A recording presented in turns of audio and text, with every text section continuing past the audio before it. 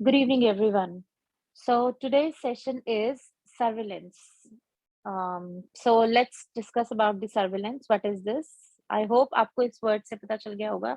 Surveillance क्या होता है? किसी चीज का survey करना, to find out something, any kind of data, to collect some data, to know something with a deeper knowledge. उसकी सारी चीजों के बारे में find out करना is called the surveillance.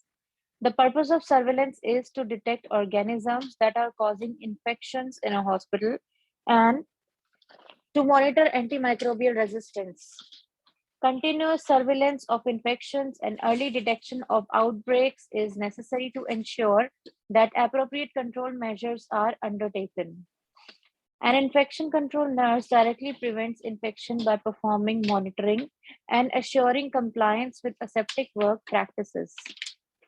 An ICN must be responsible for surveillance of the following areas. Environmental surveillance, surveillance of air in OTs and ICUs, check for sterilization and disinfection practices, in-use test of disinfectants, autoclave checks, and water testing. The ICN should also be responsible for surveillance of any community outbreaks such as dengue, meningitis, diphtheria, meningococemia, etc. to prevent spread within the hospital among the healthcare workers. So आपको इस definition से पता चल गया होगा कि surveillance क्या होता है. कुछ जो भी अब आपको पता है इन्फेक्शन कंट्रोल नर्स का क्या काम होता है. इन्फेक्शन कंट्रोल नर्स का काम है to prevent the infection. So how will she prevent the infections? Rounds करके, ओके, एंड मॉनिटरिंग करके, इवेलुएट करके, ट्रेनिंग करके, and assuring the compliances with aseptic work practices. आपके यहाँ सेप्टिक टेक्निक्स फॉलो कर रहे हैं कि नहीं, स्टैंडर्ड प्रिकॉशंस फॉलो हो रहे हैं कि नहीं, हॉस्पिटल एक्वायर्ड इन्फेक्शंस जो है उनका डेटा कलेक्ट करके कि किस फ्रीक्वेंसी में बढ़ रहे हैं, घट रहे हैं. So these are some of the methods जिसके थ्रू आप प्रिवेंट करते हैं. So one of the method is surveillance also. How? Environmental surveillance. Environmental surveillance में क्या आता है? इन्वायरमेंट में क्या क्या होता है? हमारे एयर होता है, वाटर होता है, सरफेस होती है. सो इन सब के कल्चर्स भेजे जाते हैं. So you can plan it. एक एसओपी होता है एनएबीएच का, गाइडलाइंस का, और एक आपकी अपनी एक मैनुअल होती है जिसको हम एचआईसी मैनुअल कहते हैं, हॉस्पिटल इन्फेक्शन कंट्रोल मैनुअल. सो उस मैनुअल के अकॉर्डिंग आप उस मैनुअल और एनएबीएच की गाइडलाइंस के अकॉर्डिंग जो भी प्रोटोकॉल्स कहते हैं उसके अनुसार आप अपना मैनुअल बनाते हैं और आप अपना एक मंथली प्लान बनाते हैं. Not in even monthly, actually yearly plan. So yearly plan बनाया जाता है और उस ईयरली प्लान के अकॉर्डिंगली आप लोग फिर एडजस्ट करते हैं कि हम कहाँ कहाँ के कल्चर कब कब ले सकते हैं. Okay, so this is how you use to take the cultures of all the places. Surveillance of air in OTs and ICUs. OT और आईसीयूज के भी सर्वेलेंस किए जाते हैं. Okay, and check for sterilization and disinfection practices. उसकी practices की जाती हैं कि प्रॉपरली वो हो रही हैं कि नहीं. Test of disinfectants. डिसइंफेक्टेंट्स को भी टेस्ट किया जाता है. जैसे कि साइडेक्स हो गया फॉर एग्जांपल. जो साइडेक्स या साइडेक्स ओपीए होता है, everybody knows about the Cidex and the OPA. So उनकी एक एक्सपायरी डेट होती है जब उसको एक बार हम मिक्स कर देते हैं. एक बार उसको, एक 5 लीटर का जो एक साइडेक्स होता है उसके साथ एक एक्टिवेटर आता है, तो एक बार उसको डाइल्यूट कर दिया तो फिर उसकी एक्सपायरी होती है 14 days, 24 28 days, depends on the choice of your product. Plain Cidex की होती है 28 डेज और जो ओपीए होता है उसकी होती है 14 डेज. तो उसके अकॉर्डिंगली फिर उसको स्ट्रिप के थ्रू चेक किया जाता है कि वेदर द साइडेक्स इज चेंज्ड और नॉट, वेदर इट्स वर्किंग और नॉट. इस तरह से चेक किया जाता है और उसके अकॉर्डिंगली फिर हम डिसइंफेक्टेंट्स को चेक करते हैं. In use test of disinfectant हो गया, ऑटोक्लेव चेक्स हो गए, वाटर टेस्टिंग हो गया. सो मैं आपको ये सब आई let you know with the elaborated method. So let's go to the slide then.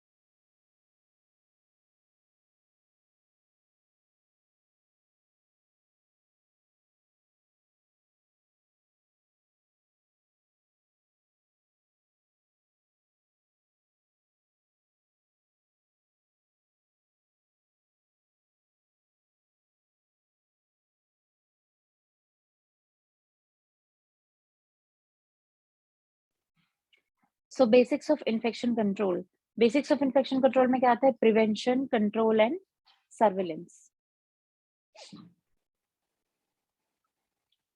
What is surveillance? Surveillance is an organized method of collecting, analyzing, and sharing information. An important part of surveillance is communicating the results of surveillance to people who can improve the outcome being measured. For example, the facility manager, ward manager, or head of the department. Okay, so ये एक organized method होता है data collect करने का, उसको analyze करने का, और फिर information को share करने का. और इसमें facility manager, ward manager, head of department जो भी होते हैं उसको वो उसमें involved होते हैं.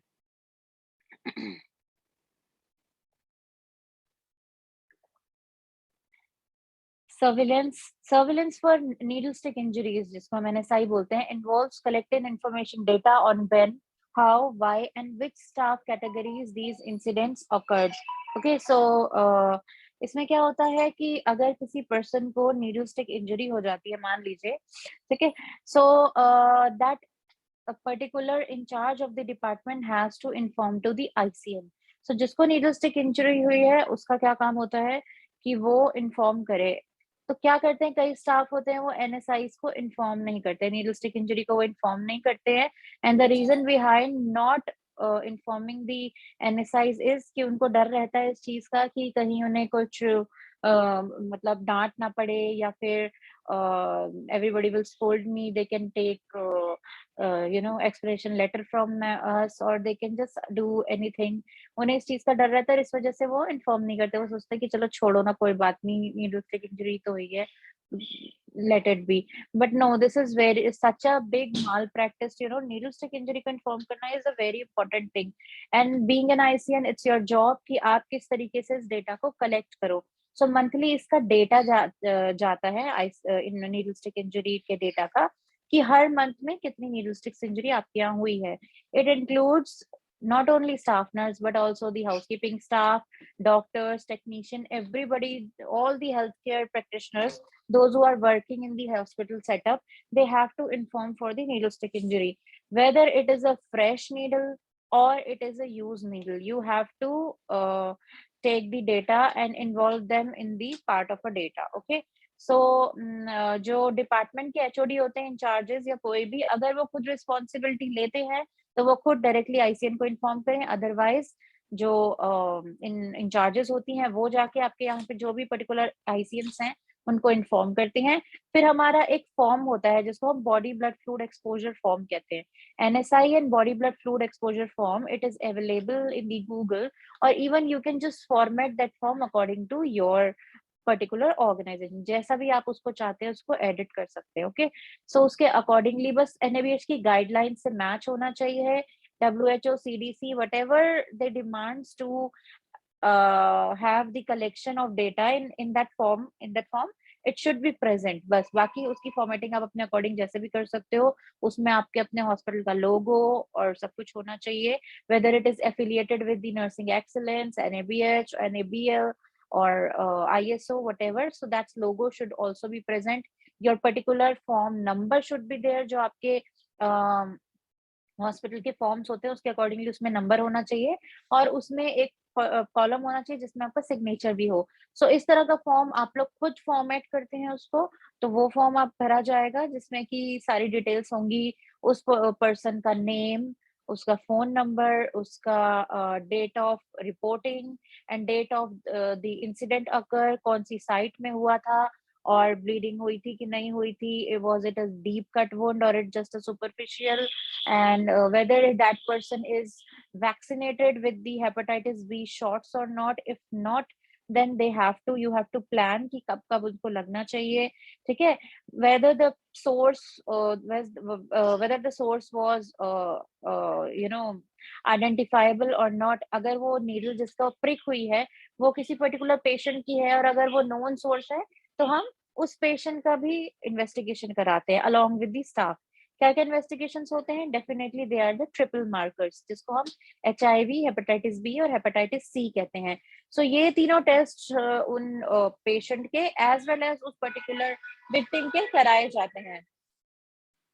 और उसके बाद उसको एज पर दी प्रोटोकॉल उसको ट्रैक किया जाता है।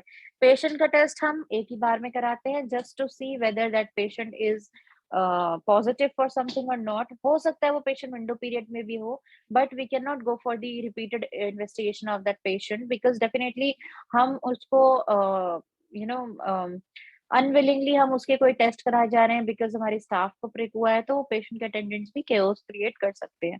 तो उसके लिए क्या होता है, स्टाफ के टेस्ट कराए जाते हैं। कब-कब कराते हैं? 0 डे, उसके बाद आता है आपका 6 weeks, then 3 months, then 12 months. This information is not included in this slide. This is the extra information, additional information I'm giving you. So you can make the notes also. It is very beneficial. तो न्यूरोस्टिक injury होने के बाद आपने form भरवा दिया, ठीक है? Form भरवा दिया, उसमें उस स्टाफ की सारी इन्फॉर्मेशन ले ली along with the phone number and everything. उसके बाद उसका हेपेटाइटिस बी का अगर वैक्सीनेशन हुआ है, तो आप उसकी डेट्स लिखेंगे कि तीनों मंथ एंड बूस्टर डोज़ उसने कब-कब ली है। If you don't remember at least you can write the month and the year, okay?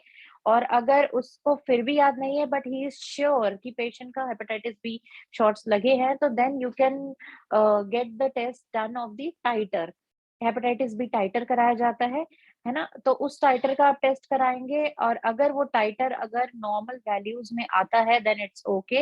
If it is not in the normal values, if it is sorry, if it is below the 10, I think 10 is the normal value of the titer. अगर 10 से ज़्यादा आता है, तो that patient is safe. अगर 10 से कम आती है, तो it means that patient has to take the hepatitis B vaccinations, okay? And for the assurance, I will let you confirm about the titer values. उसके बाद अगर वो नहीं है, अगर हेपेटाइटिस बी वैक्सीनेशन नहीं लगा है, तो फिर उसको अकॉर्डिंगली आप हेपेटाइटिस बी वैक्सीनेशन लगाएँगे, 0 मंथ, फिर 0 से 1st मंथ के बाद में और फिर 0 से 6th मंथ के बाद में। इस तरह से 3 शॉट्स पेशेंट को हेपेटाइटिस बी वैक्सीनेशन के लगाए जाते हैं। अब आती है टेस्ट की बारी जो मैं आपको बता रही थी। ट्रिपल मार्कर्स टेस्ट जो है, एक बार पेशेंट अगर सोर्स आइडेंटिफाएबल है, तो हम उसके टेस्ट कराएँगे। अगर अनआइडेंटिफाएबल है, तो डेफिनिटली हम पेशेंट के टेस्ट नहीं करा सकते, बट स्टाफ के हमें कराने ही हैं। अनआइडेंटिफाइबल सोर्स है, अगर कोई नीडल यूँ ही कहीं पड़ी थी, आपको नहीं पता है कि वो किस पेशेंट की थी, ऐसे केसेस में हम उसको पॉज़िटिव मान के चलेंगे और उसके अकॉर्डिंगली उनको ट्रैक करेंगे और even according to the situation let the doctor decide कि उसको आगे फिर क्या-क्या एक्शन्स लेने हैं, ठीक है? तो आपके टेस्ट होंगे 0 डे, उसके बाद 6 वीक्स में होगा, फिर उसके बाद 0 से 3rd मंथ में होगा और फिर 0 से 6 मंथ्स में। ऐसे 4 साइकिल आपके टेस्ट के होते हैं ट्रिपल मार्कर्स के, एचआईवी, हेपेटाइटिस बी और हेपेटाइटिस सी। क्योंकि कई बार पेशेंट विंडो पीरियड में हो सकता है, बेसलाइन टेस्ट इसलिए कराया जाता है ताकि हमें स्टाफ को भी पता चले कि कहीं वो पहले से ही कोई चीज़ से पॉजिटिव तो नहीं है। अगर नहीं है तो then we can continue with our procedure, okay? This is the method of tracking the NSI data. अब इस डेटा को जो आपने फॉर्म भरा है, फॉर्म भरने के बाद में उस स्टाफ को इमीडिएटली आपको कैजुअल्टी में भेजना है। वहाँ पर जो भी सीएमओ ऑन ड्यूटी होते हैं, ऑन ड्यूटी डॉक्टर्स जो इमरजेंसी में देखते हैं, उनको एक उनसे चेकअप करा के उसका बीपी, पल्स रेट, सारे वाइटल्स लेके उसको इमीडिएटली टीटी लगाया जाता है, टेटनस टॉक्साइड का इंजेक्शन। और उसके बाद फिर हेपेटाइटिस बी वैक्सीनेशन की हिस्ट्री के अकॉर्डिंगली उसको फिर शॉट्स लगवाने हैं तो लगाएँगे, अदरवाइज़ टेस्ट के लिए भेजा जाता है। और अगर let the doctor decide, situation के अकॉर्डिंग डॉक्टर डिसाइड करता है कि उसको पीपीई देना है या नहीं। Now let's talk about the PPE. What is PPE? I hope everybody knows. Sorry, not PPE, that is PEP. PPE और पीईपी में सबको डिफरेंस पता होगा। PPE is personal protective equipments and PEP is post exposure prophylaxis. So post exposure prophylaxis दिया जाता है needle stick injury के बाद में, depends on the choice of doctor वो क्या दे सकते हैं। There are lot of PEPs available, डिओविनेर, जेड्यूलोविडिनेर, ये एंटी रेट्रोवायरल टैबलेट्स होते हैं, इंजेक्शंस होते हैं और वो फिर हम स्टाफ को अकॉर्डिंगली देते हैं for a period of 1 month. 1 month के उसमें उसको दिया जाता है और उसकी डेली की कंडीशन को ट्रैक किया जाता है। So this is the method to collect the data of the needle stick injury. अब एनएसआई एक बार हो गया तो फिर उसके डेटा को आपको एक कंप्यूटर में आपको whether you can use the Excel और वर्ड वर्ड फाइल, और उसके अकॉर्डिंग आप उसमें डेटा हर मंथ का आप उसमें डालेंगे और उस डेटा को सेव करके फिर आपको मंथली रिकॉर्ड्स में एचए इंडिकेटर्स जो होते हैं उसमें आपको भेजा जाता है। Okay? Now the purpose of surveillance, there are many other reasons for performing surveillance. क्या क्या पर्पस होते हैं? Establishing baseline data on rates of infection, ठीक है, identifying important pathogens to target with interventions, to detect increases in infection rate in order to identify groups, clusters of people with infection, to detect cases of notifiable disease for reporting to the Department or Ministry of Health, to monitor the effectiveness of IPC control measures or impact of changes in surveillance, produces information for action. So purpose क्या क्या हो गया surveillance का? Baseline data, rate of infection के according baseline data आपको establish करना है, और उससे क्या होता है, हमारे एक बेंचमार्क होते हैं, उस बेंचमार्क के अकॉर्डिंग हम रेट्स को चेक करते हैं कि कहीं ये बढ़ रहे हैं या घट रहे हैं, किस पर्टिकुलर पीरियड में इसलिए ज्यादा बढ़ रहे हैं, किस पर्टिकुलर पीरियड में ये कम हो रहे हैं। तो हाँ, आपके अपने पर्टिकुलर बेंचमार्क होते हैं, आप फाइंड आउट करो कि वो आप कितना रखना चाहते हो, 2 रखना चाहते हो, 5 रखना चाह मतलब like depends on the rate, sorry 0.2, 0.5, 0.10, अलग-अलग बेंचमार्क्स होते हैं और उसके अकॉर्डिंगली फिर उसको रेट्स को चेक किया जाता है, ठीक है? और ये देखना कि कोई पर्टिकुलर पैथोजन आपके एरिया में बहुत ज़्यादा तो नहीं है, जैसे कि बहुत ज़्यादा अगर किसी से आईसीयू में वैब बन रहा है, ओके, वेंटिलेटर एसोसिएटेड निमोनिया आपका बहुत ज़्यादा आ रहा है, हर महीने आ रहा है, और उसमें भी पर्टिकुलरली क्लेप्सिला निमोनिया की ही ग्रोथ आ रही है, नॉट दूसरे कोई नहीं बट पर्टिकुलरली क्लेप की। तो उसमें अब आप लोग क्या करेंगे कि ट्रैक करेंगे कि ये रीज़न क्या है, ओके? रीज़न तो हम उसमें आउटब्रेक ऑफ इन्फेक्शन देखते हैं कि कहीं कोई आउटब्रेक तो नहीं हो रहा है। जैसे कि अगर आउटब्रेक चेक करना है तो आप उधर एरिया के अलग-अलग सरफेसेस या एनवायरनमेंट के कल्चर्स लेंगे। आप एयर कल्चर्स लेंगे, वेंट एसी वेंट के नीचे जो डिशेज़ रख के, आपकी कल्चर डिशेज़ होती है उसको रख के आप एयर कल्चर लेंगे, ठीक है?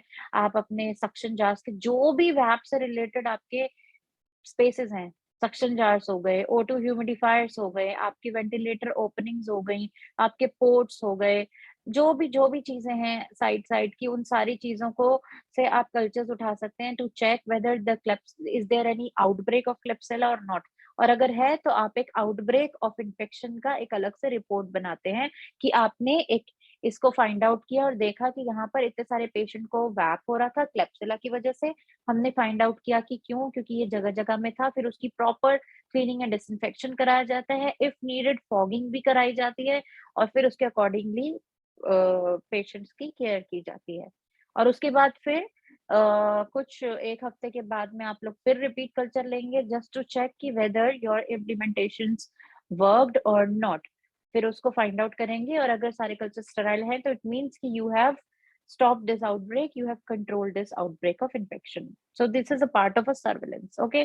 कोई डिटेक्ट करना, कोई नोटिफाइबल डिजीज तो नहीं है। अब जैसे एक ही टाइम पे डेंगू डेंगू आए जा रहे थे, एक ही टाइम पे कोविड के बहुत सारे केसेस आ रहे हैं, बहुत सारे केसेस ऑफ स्वाइन फ्लू आ रहे हैं, तो ऐसे ही कोई नोटिफाइबल डिजीज है तो उसकी भी रिपोर्टिंग करना और उसको मिनिस्ट्री ऑफ हेल्थ को देना होता है।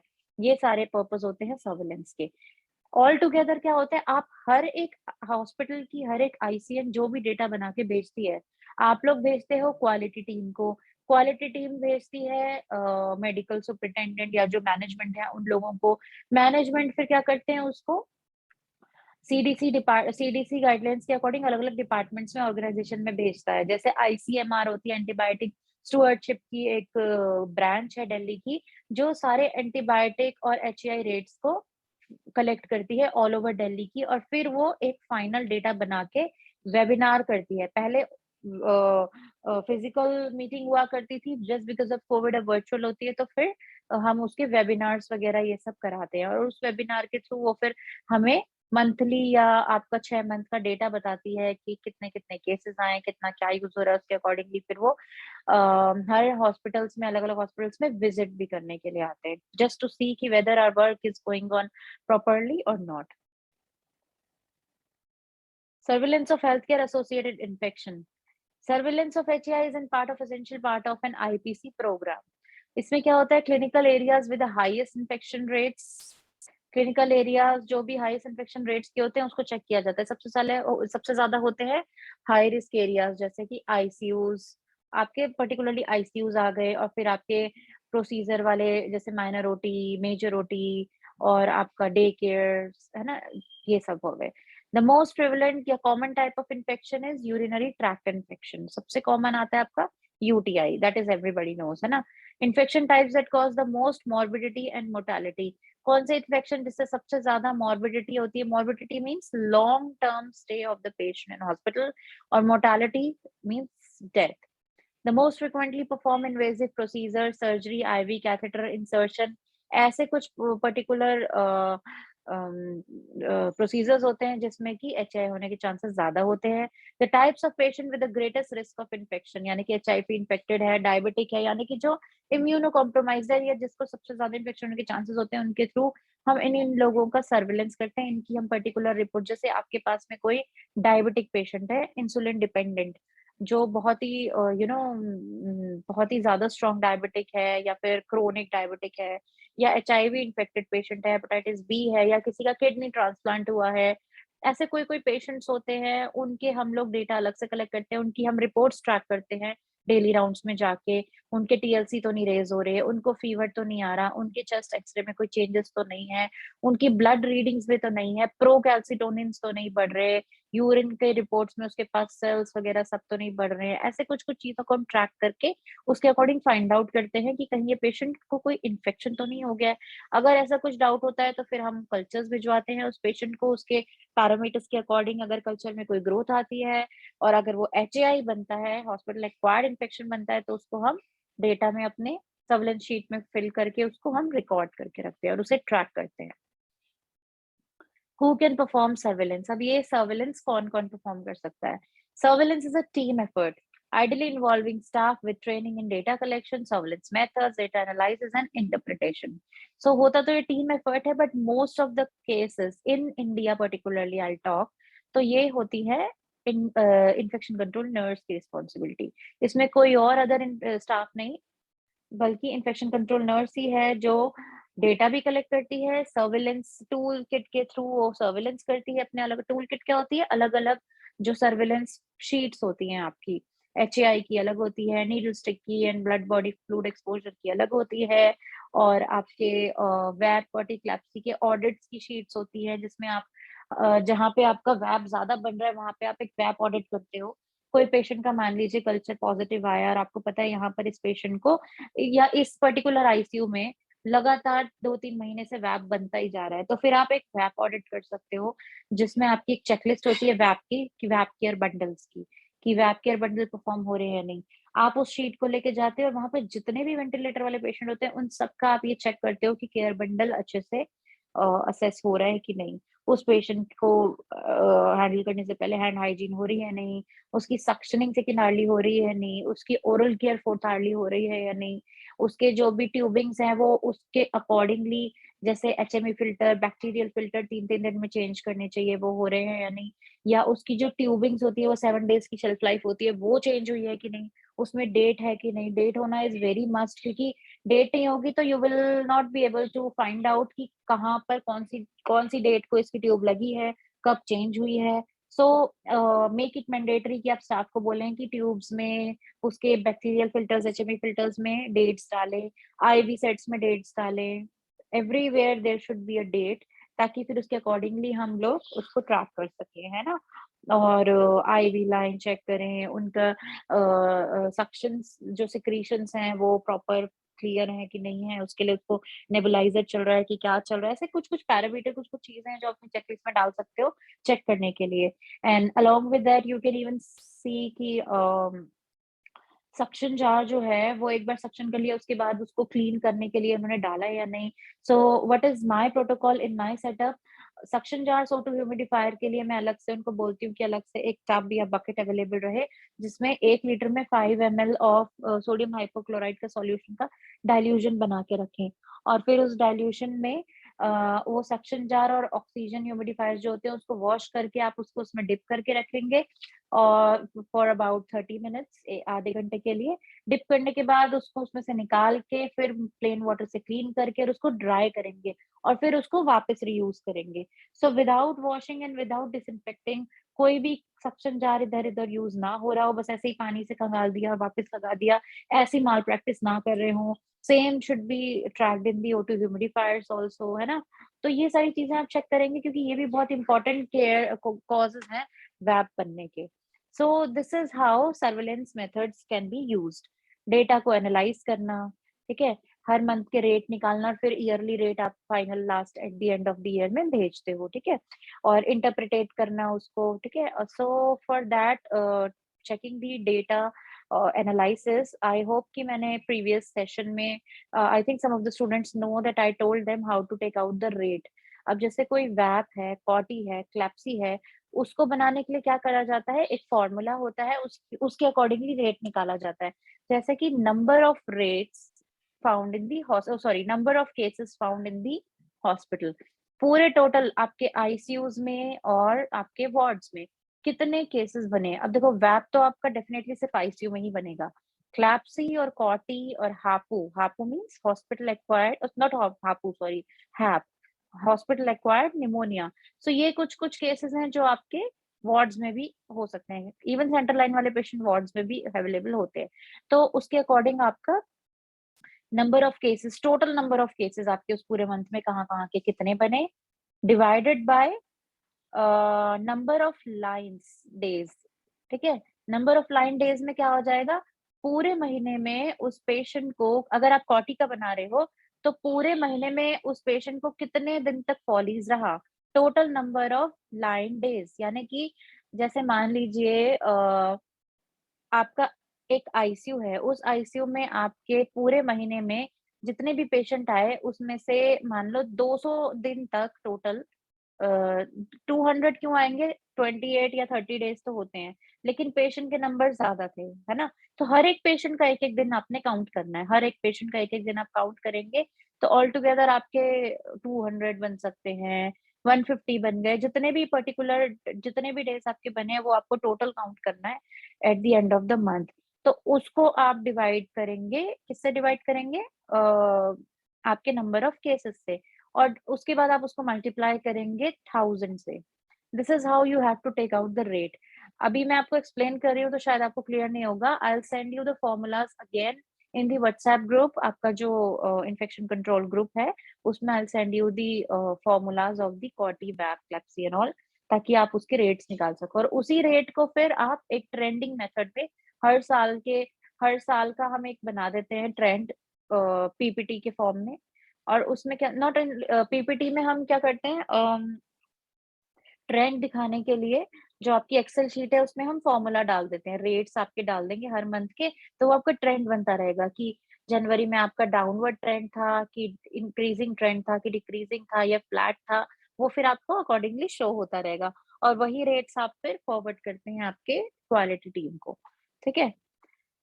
So, it is a critical to involve all the stakeholders, or at least to make them aware of the surveillance process and results, facility management, clinical and IPC staff. So these all are the stakeholders, those who are involved in the surveillance process. Surveillance एक बहुत ही complicated चीज़ लगती है हमें, but है नहीं। You know it's very easy. There are some of the formulas, some of the tracking tools जिसके बारे में हम पता करके और उसके अकॉर्डिंगली हम अपने रेट्स को निकाल सकते हैं। This is all HAI rate. ICN का मेन काम क्या होता है रेट्स निकालने के लिए? आपको आपके एचएआई, जिसमें पर्टिकुलरली आपका होता है वैप, कॉटी, क्लैप्सी, हैप, ठीक है?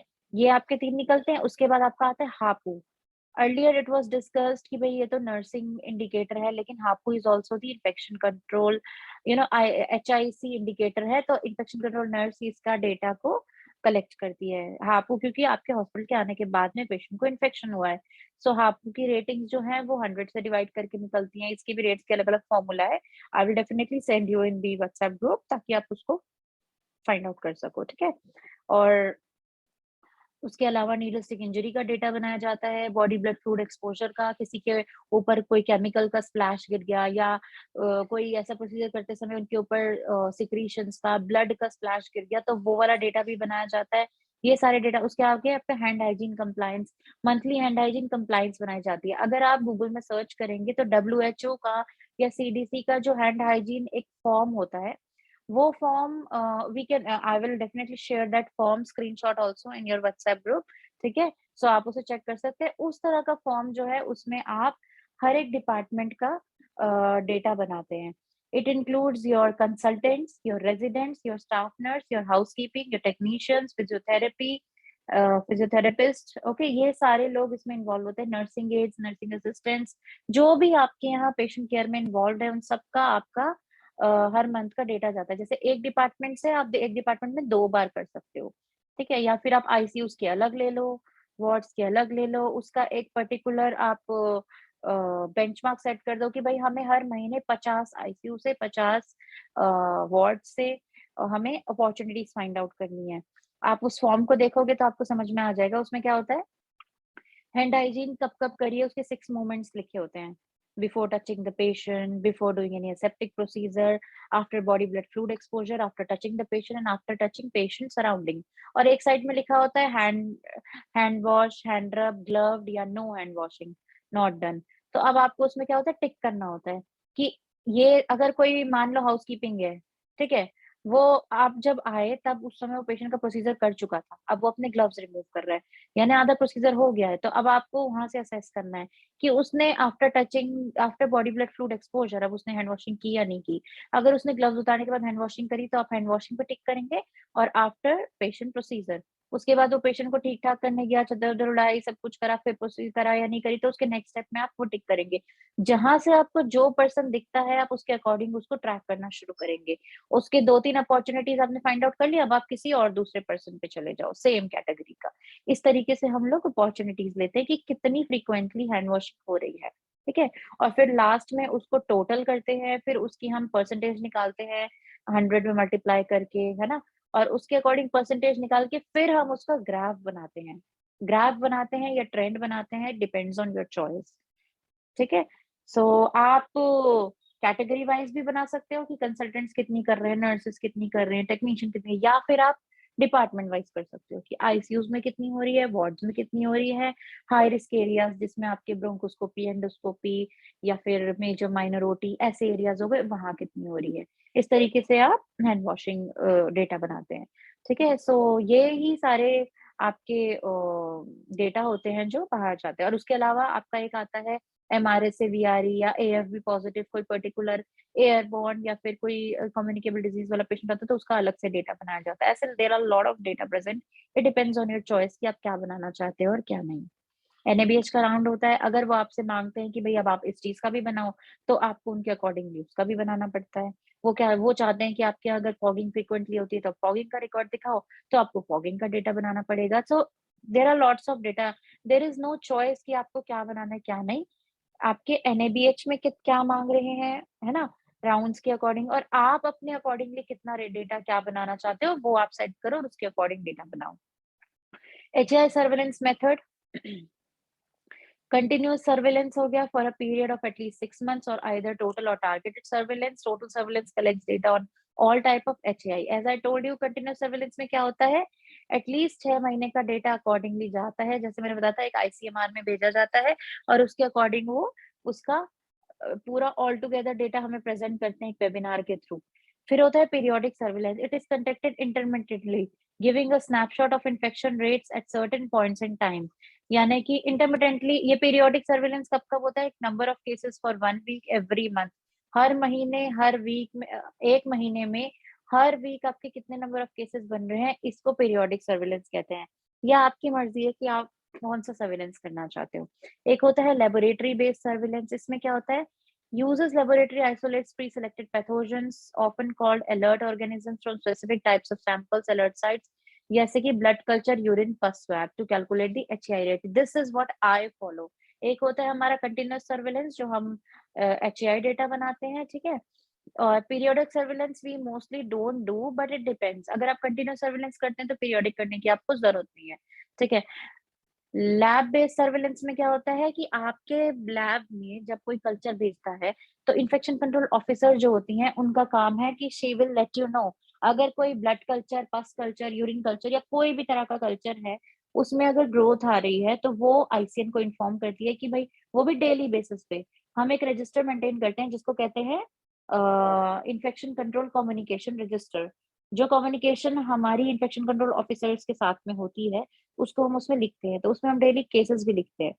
डेली के cases, she will call you और शी विल मेल यू जिस भी तरीके से वो बताना चाहें, वो डेली के कल्चर्स बताती हैं कि इसका ये कल्चर आया, इसमें ये ग्रोथ आई, इसमें ये ग्रोथ आई।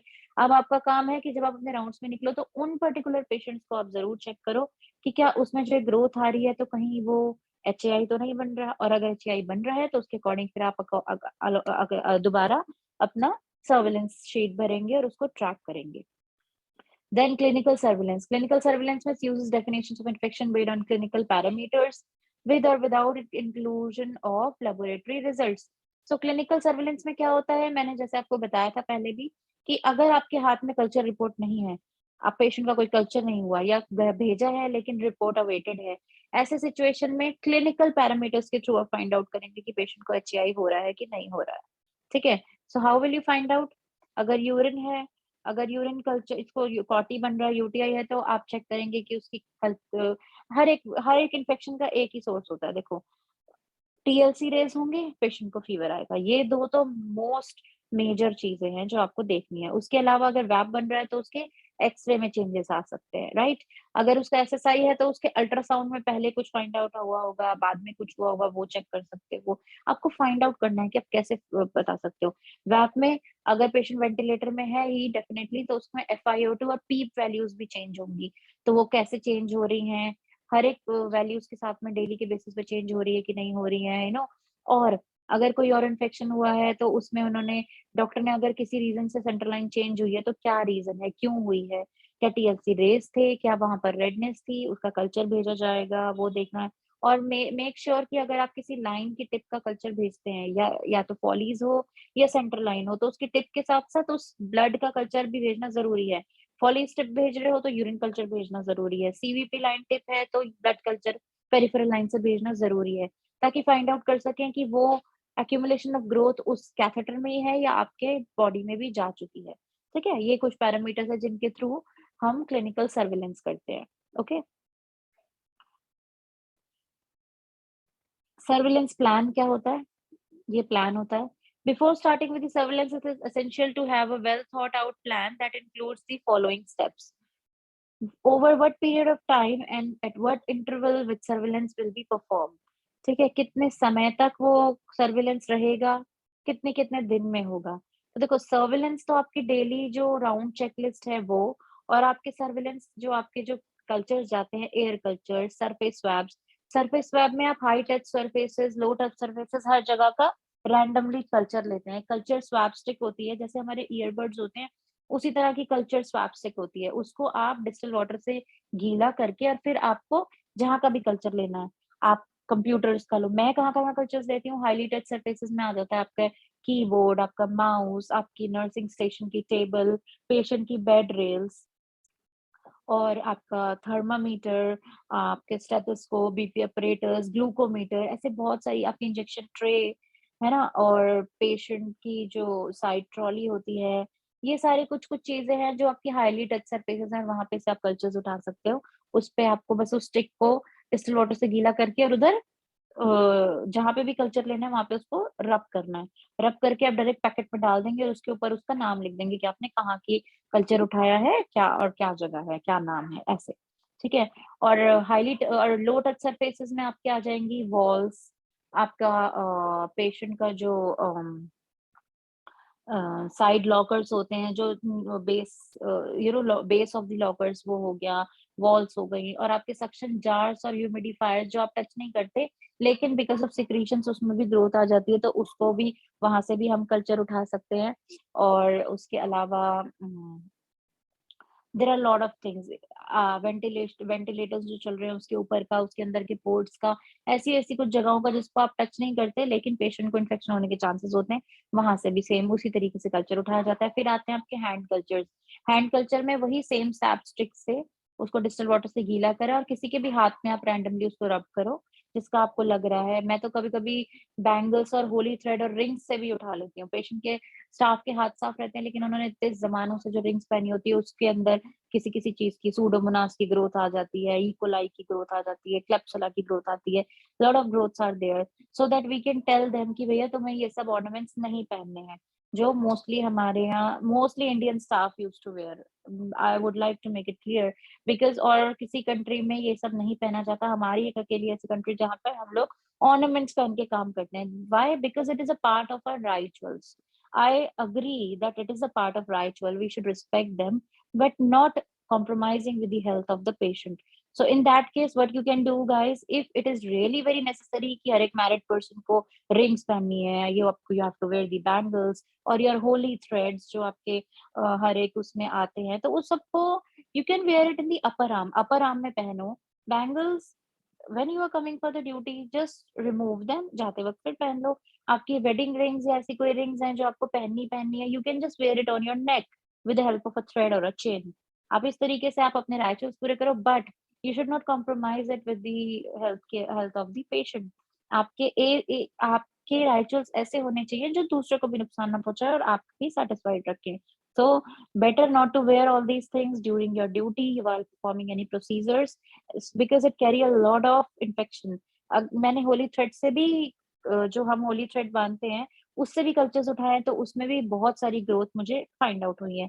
सो ये सारी ग्रोथ को चेक करने के लिए हम लोग हैंड कल्चर्स लेते हैं, ठीक है। उसके बाद आपका एयर कल्चर मैंने बताया था कि जहां पर भी एसी चल रहा है उसके नीचे आप कल्चर प्लेट्स रखो थोड़ा सा दूरी पे, so you will get the growth of infection if it is there in the air, ठीक है। और वाटर कल्चर में आपके जितने भी वाटर कूलर्स, ड्रिंकिंग वाटर जो भी है, वहां पर हम लोग यूरिन कल्चर जो बॉटल होती है उसी में हम स्टेराइल टेक्निक से थोड़ा सा वाटर को पहले फ्लो होने दो और उसके बाद फिर वहां से कल्चर उठाओ, जस्ट टू नो कि आपके वाटर्स में कहीं पर भी कोई ग्रोथ तो नहीं है। डिसइंफेक्टेंट्स और इन सबको चेक करने के लिए आपको इनकी शेल्फ लाइफ देखनी है। मोस्टली डिसइंफेक्टेंट की बॉटल्स जो होती है उनकी 2 साल की शेल्फ लाइफ होती है ओपन होने के बाद में, और near to the expiry date जो भी पहले आ रही है उसके अकॉर्डिंग उसको डिस्कार्ड कर दिया जाए। तो हर एक ओपन बॉटल में, ट्यूब्स में, सब में डेट ऑफ ओपनिंग जरूर लिखी होनी चाहिए ताकि आप देख सको कि भई कितने समय तक और चलेगी, ठीक है। और जैसे ज़ाइलोकेन जेली है उसकी 3 डेज़ की शेल्फ लाइफ होती है, तो उसमें से 3 दिन के बाद आप उसको यूज़ नहीं कर सकते हो। और सो दैट्स इट, है ना। एंड साइड एक्स का I already told you, simple Cidex ग्लूटाथायोड जो होता है उसकी शेल्फ लाइफ होती है 28 डेज़। तो एक बार आपने एक्टिवेटर उसमें डाल दिया, फिर आप उसको, एक स्ट्रिप होती है जिससे चेक करते हैं, उसका एक रिकॉर्ड बनाया जाता है साइड एक्स चेकलिस्ट, उसमें चेक करा तो उसके अकॉर्डिंग उसको 28 डेज़ की शेल्फ लाइफ के अकॉर्डिंग उसको, अगर वो कलर चेंज कर रहा है तो इट मीन्स कि इट एक्सपायर्ड, नहीं कर रहा है तो it's still there.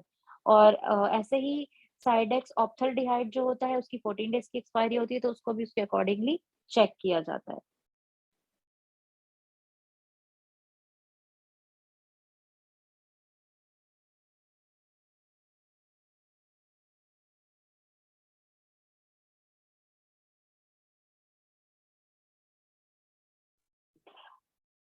Okay, so clear and easily understood case of definitions of HAI and event or practice being surveyed, ठीक है। So HAIs जो कंफर्म हो गया है कि HAI बन रहा है उसको आप अच्छे से समझो और उसको फिर सर्विलेंस के लिए आगे उसको ट्रैक करो।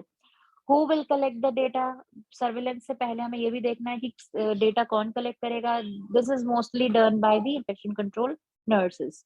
Who will check the accuracy of data? Accuracy of data को कौन चेक करता है?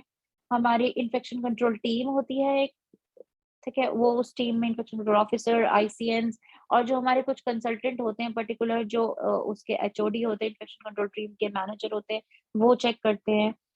And then quality team check करती है, उसको वेरीफाई करती है। How will the data entry be done? Data entry कैसे की जाएगी? किस तरह से आपको चेकलिस्ट बनानी? चेकलिस्ट आपकी अपनी चॉइस की होती है।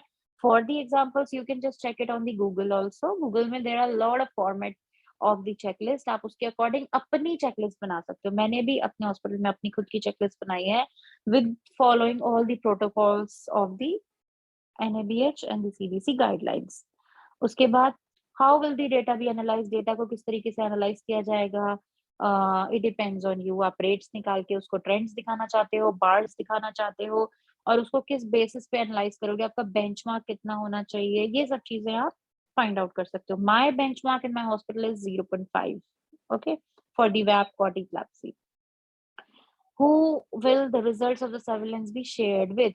सर्विलेंस के रिजल्ट किस किस के साथ शेयर किए जाएंगे? As I told you that we use to share the results with the quality team, with the management team, and then they used to send it to the NABH as well as to the ICMR team.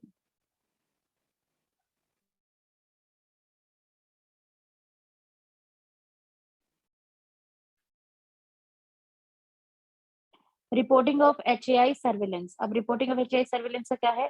The most common way of reporting on the frequency of HAI is using a rate. As I told you, a rate is the number of times something happens during a particular period of time. ठीक है? To calculate HAI rates, we divide the number of people who acquired infection by the total population at risk of infection denominator, और उसके according फिर ये data निकलता है। ये data किसका है? आपका SSI का। There are lot of formulas, इसमें इतना क्लियरली नहीं शो हो रहा है, but I let you know. ये SSI का फॉर्मूला होता है। SSI के रेट्स के लिए जैसे इसमें लिखा है, the caesarean section infection rate at the hospital in 2003, the number of women with cesarean section found wound infection in 2013 divided by the total number of women who had a cesarean section in 2013। ये तो आपका हो गया number, कितने total number of SSI वहां पर बने, कितने SSI of caesarean section was found. अब मैं क्या करती हूँ, रेट निकालने के लिए उसको डिवाइड किया जाता है। वेब, कॉटी, क्लेप्सी और हैप के लिए उसको 1000 से मल्टीप्लाई किया जाएगा। I told you, number of cases found divided by number of line days. VAP है तो वेंटिलेटर डेज, कॉटी है तो फॉलीज डेज, क्लैप्सी है तो CVP डेज। इससे डिवाइड करेंगे नंबर ऑफ केसेस को, मल्टीप्लाई बाय 1000, ये आ जाएंगे आपके HI rates for the SSI and for the HAPU. HAPU और SSI के लिए क्या होगा? SSI के लिए नंबर ऑफ केसेस फाउंड, जो आपका SSI बना है वो, divided by number of major surgeries, total surgeries कितनी हुई है, मल्टीप्लाई बाय 100, उससे आपका SSI रेट निकलेगा। SSI में 1000 से नहीं 100 से मल्टीप्लाई किया जाता है। और हापू में ऐसे ही होगा, number of patient found for the HAPU divided by number of patient days, total number of patient days कितने थे, इनटू 100। ठीक है? So this is the formula of getting the HAI rates. Outbreak investigation का क्या है? An outbreak is the occurrence of more cases of an infectious disease that would normally not be expected for a particular time, place और population. So outbreak क्या होता है? जो हमेशा expect नहीं की जाती है, अचानक से कहीं पे बहुत बड़ा आउटब्रेक हो गया है, कहीं पर आपकी फाइंडिंग के अकॉर्डिंग, जैसे एक ही तरह के पेशेंट आ रहे हैं, जो भी पेशेंट आ रहा है 1-2 दिन में उसको मान लो कुछ ऐसे पर्टिकुलर क्लिनिकल सिम्टम्स दिख रहे हैं जो नहीं होने चाहिए, या आपने कल्चर लिया तो एक ही जगह से आपके हर महीने सेम ही कल्चर आ रहा है, तो that is the outbreak. You have to find out कि हो कैसे रहा है, कैसे बढ़ गया है। आप फाउंड आउट करेंगे हर जगह, और आपको ग्रोथ दिख रही है अलग अलग अलग अलग पोर्शन से, चाहे वो पेशेंट की साइड हो, चाहे वो नर्स स्टेशन की साइड हो, चाहे वो वॉशरूम की साइड हो, कहीं भी साइड में आपको सेम ही ग्रोथ दिख रही है, तो फिर आपको उसको, पेशेंट को दूसरी जगह पे शिफ्ट करना है, उस ICU को सील करके उसकी प्रॉपर क्लीनिंग एंड डिसइंफेक्शन करानी है, उसकी फॉगिंग करानी है, उसके बाद फिर से क्लीनिंग होगी, और तब उसके बाद वापस पेशेंट को वहां पर शिफ्ट किया जाएगा, और उसके 1 हफ्ते के बाद में फिर से चेक किया जाएगा। वैसे तो 2 दिन होता है, लेकिन विद इन 2 days तो we can not find out any growth. So for the 1 week, 1 week के अंदर अंदर आपको पता चल जाएगा कि दोबारा तो आउटब्रेक नहीं हो रहा है, बाकी सब कुछ क्लीन है या नहीं है। This is how you have to find out the outbreak investigation. की डेफिनेशंस क्या है? Endemic means a disease that exists permanently in the particular region or population. Malaria is a constant worry in parts of Africa. So endemic एक particular region पे कोई बीमारी हमेशा की तरह रह रही है या हमेशा होती है, that is the endemic. Epidemic is the outbreak of disease that attacks many people at about the same time and may spread through one or several communities. Epidemic जो हो जाता है एक जगह से दूसरी जगह पे ट्रांसफर हो जाने वाली बीमारी, जो कम्युनिकेबल है और वो तेजी से फैलती है। ठीक है? जैसे कि कोविड, पहले वो एंडेमिक हुआ, फिर वो एपिडेमिक हुआ, उसके बाद में pandemic which spread throughout the world. The COVID is the best example for that. How are outbreaks usually recognise? Outbreaks को कैसे रिकॉग्नाइज किया जाता है? रूटीन सर्विलेंस एक्टिविटीज, जैसे मैंने आपको बताया किस तरह के सर्विलेंसेस होते हैं।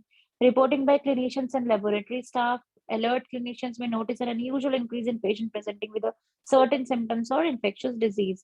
So आपके clinicians जो है वो आपको बताएंगे कि कुछ पेशेंट्स आ रहे हैं जो सेम ही तरह के सिम्टम्स और इन्फेक्शियस से आ रहे हैं, तो वो भी आउटब्रेक, वो आउटसाइड आउटब्रेक भी हो सकता है। हर एक ही तरह की बीमारी बार बार आ रही है तो उसको भी आप आउटब्रेक, जैसे कि बीच में क्या आया था, the best example of the outbreak in the 2021 was, I hope everybody remember, with the black fungus, जिसको I just forget the name. आपने पता था पोस्ट कोविड इफेक्ट में एक ब्लैक फंगस डिजीज आई थी, पेशेंट के अंदर में एक ब्लैक फंगस ग्रोथ हो रहा था, ठीक है ना? और वो किस लिए हो रहा था? Because of long term of जो उनको एंटीबायोटिक्स चल रही थी, और जो उनको स्टेरॉइड्स चल रहे थे, लॉन्ग टर्म ऑफ स्टेरॉइड्स की वजह से, एंटीबायोटिक्स की वजह से वो इम्यूनो कॉम्प्रोमाइज्ड हुए थे, और इसकी वजह से उनको black fungus disease हुई थी, which we call the mucormycosis. So mucormycosis was the disease and the best example of the outbreak in the 2021 after the COVID.